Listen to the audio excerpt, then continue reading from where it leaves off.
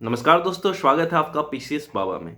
दोस्तों, आज का वीडियो हमारा रहेगा जैसे से सीजीएल रिलेटेड अभी तक के जितने भी अपडेट हैं।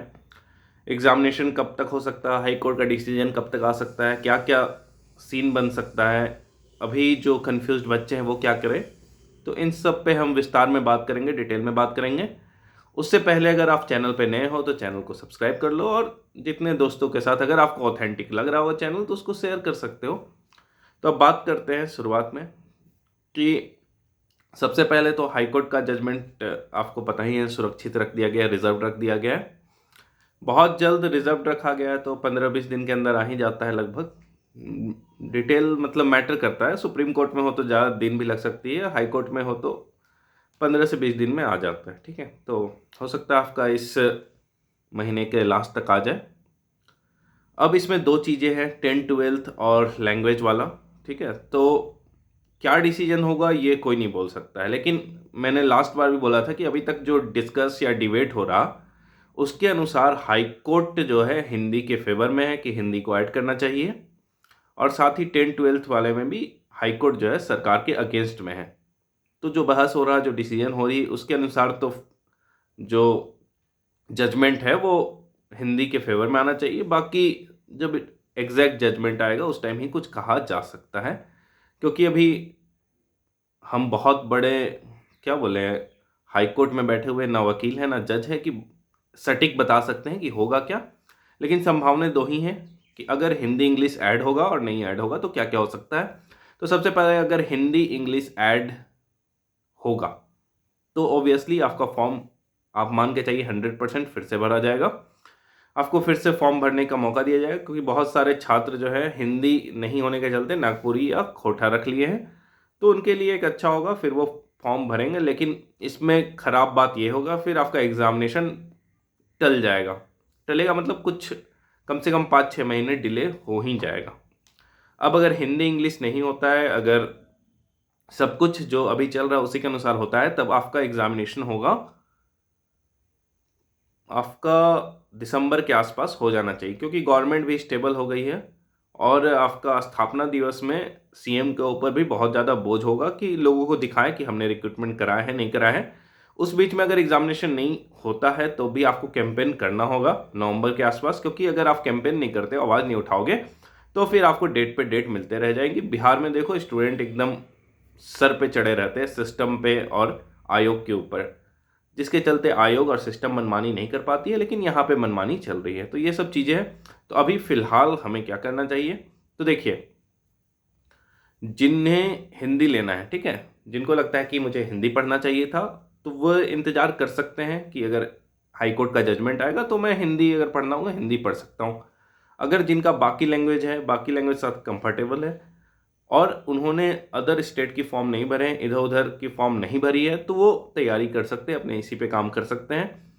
अगर आप अभी लैंग्वेज को थोड़ा छोड़ भी देते तो बहुत दिक्कत नहीं होगी। आप कम से कम पेपर 3 अच्छे से कर लीजिए, क्योंकि पेपर 3 इस तरह का आपका हिस्ट्री है, ज्योग्राफी है, पॉलिटी है, इकोनॉमी है, साइंस है, रीजनिंग है, मैथ है, दुनिया का कोई भी एग्जामिनेशन दे दो, मतलब भारत का कोई भी एग्जामिनेशन दे दो, अगर पेपर 3 आपने जो आपका सीजीएल का उसे तगड़ा कर लिया, स्ट्रांग कर लिया, क्योंकि क्वेश्चन के लेवल टफ होते हैं, बच्चा या हलवा वाला क्वेश्चन आता नहीं है, तो उसका अगर आपने तैयारी अच्छा कर लिया तो फिर आप सीजीएल वीजीएल जो भी, या फिर बिहार का सीजीएल कोई भी दोगे तो आप उस पर एक एज मिलेगा, आपकी तैयारी अच्छे से चलेगी और आप उसमें सक्सेस हो जाओगे। इसीलिए बिना मतलब का रोना है तो रो सकते हो कि एग्जामिनेशन नहीं हो रहा, ये हो रहा हो रहा, आपके पास अपॉर्चुनिटी है। पूरा दुनिया मतलब पूरा का पूरा भारत के एग्जामिनेशन आपके लिए खुले हुए हैं, वे सब आप भर सकते हो। और पेपर 3 आपने तगड़ा रख लिया, आपको अलग से बस झारखंड पढ़ते रहना है, ताकि अगर जेपीएससी की वैकेंसी इस बीच में आती है, जिसमें अभी बहुत टाइम है, क्योंकि अभी तक चेयरमैन ही नहीं आया, जब तक चेयरमैन नहीं होगा तब तक इंटरव्यू का कुछ नहीं होगा, तब तक आपके पास बहुत ज़्यादा टाइम हो जाता है। बहुत जल्द मैं जेपीएससी की मेंस की तैयारी कैसे किया जाए, क्या पढ़ा जाए, उस पर एक वीडियो बनाऊंगा, क्योंकि उसमें बहुत सारे दोस्तों का टेलीग्राम में कमेंट आ रहा था कि सर उस पर बात किया जाए। टेलीग्राम में 1-2 सैम्पल आंसर भी मैंने अपलोड किए हैं कि आपको इस तरह से लिखना होगा, तो उस पर बाद में बात करेंगे। आज सीजीएल पे ही बात करते हैं। तो देखिए, आपको पेपर 3 को बहुत तगड़ा कर लेना है, मतलब इस तरह से तोप बना लेना है। मैंने पहले 110 बोला था, अब आपको 120 का टारगेट रखना है मिनिमम। आप टेस्ट सीरीज दो, कम से कम आपको 120 आने चाहिए पेपर 3 में। उसके लिए अगर आपको किसी भी टॉपिक में प्रॉब्लम हो रहा हो, जैसे साइंस में प्रॉब्लम हो रहा हो या फिर हिस्ट्री में या फिर ज्योग्राफी में या फिर पॉलिटी में, तो आप उसका एक बुक मैं बोलूँगा जो मैं पढ़ा हूँ, बाकी आप जो बुक से कंफर्टेबल वो पढ़ सकते हो। घटना चक्र बहुत अच्छा बुक है, अगर आपको हिंदी में भी वो आता है, इंग्लिश में आता है, जिस सब्जेक्ट में प्रॉब्लम हो, ठीक है। अगर आपको साइंस में प्रॉब्लम हो रही है तो उसका घटना चक्र का बुक ले लो और उसको पूरा पढ़ जाओ, टिक मार लो, सब कुछ कर लो, क्योंकि जितने भी इंडिया के एग्जामिनेशन है सबका उसमें क्वेश्चन पेपर दिया रहता है। और साथ ही साथ सबसे इंपॉर्टेंट है इन सब के बीच में, तो वो है नोट्स मेकिंग। नोट्स मेकिंग आपका इस तरह होना चाहिए कि अगर आप 200 पेजेस के कोई बुक को पढ़ रहे हो तो आपका नोट्स 20 पेज से ज़्यादा नहीं होना चाहिए, ठीक है। एकदम वही चीज़ लिखो जो एग्जाम में छपे और जो चीज़ आप भूल रहे हो। जो चीज़ आपको याद हो रहा है ज़बरदस्ती का उसे लिखने से क्या फ़ायदा, ठीक है। तो पढ़ो जो चीज़ लगता हो कि आप बार बार भूल रहे हो, हर कोई कुछ ना कुछ भूलते रहता है, तो उसे लिखा करो। मैं अभी बोल रहा हूँ, अभी आपके पास टाइम मिला है तो अभी सबसे इंपॉर्टेंट चीज़ है नोट्स मेकिंग। मैं नेक्स्ट वीडियो बनाऊंगा तो आपको दिखाऊंगा कि मैंने कुछ कुछ घटना चक्र या इधर उधर के नोट्स बनाए, तो मैं दिखाऊंगा किस तरह से मेरा क्रिस्प नोट्स रहता है, ताकि एग्जामिनेशन में फिर आप इधर भागो, कोई यूट्यूब की वीडियो देख लूँ, कोई ये देख लूँ, तो कुछ फ़ायदा नहीं करेगा। मैं बता रहा हूँ, बाकी चीज़ ठीक है, अगर आपका पढ़ाई में मन नहीं लग रहा तो थोड़ा सा यूट्यूब देख लिए, वो हो गया, मतलब वीडियो देख लिए, समझ लिए, पढ़ लिए, लेकिन आपका खुद का जो नोट्स है वो सबसे ज़्यादा हेल्पफुल होगा। इसीलिए नोट्स मेकिंग पे आप ध्यान दीजिए और बाकी इधर उधर के रिसोर्सेज इधर उधर से उठा लीजिए, लेकिन नोट्स हमेशा खुद का बनाइए।